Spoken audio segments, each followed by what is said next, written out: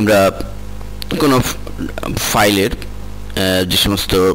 লেখা থাকে বা ডিজাইন করা থাকে তা প্রিন্ট দিলে কীরকম আসবে সেটি আমরা প্রিন্ট প্রিভিউ কমান্ডের সাহায্যে আগেই দেখে নিতে পারি এবং প্রয়োজনে আমরা সেটি মডিফাই করতে পারি। সাপোজ দেখুন এই ডিজাইনটি আমরা করেছি, এটি আমাদের প্রিন্ট দিলে কীরকম আসবে, পেজ লেআউটটি, পেজে কতটুকু অংশ জায়গা রয়েছে, খালি রয়েছে, টোটাল জিনিসটি কিন্তু অ্যাট এ গ্ল্যান্সে আমরা যদি দেখতে ইচ্ছে করে তাহলে আমরা চলে যাব ফাইল মেনুতে, এখানে রয়েছে প্রিন্ট প্রিভিউ, অথবা আমরা এখানে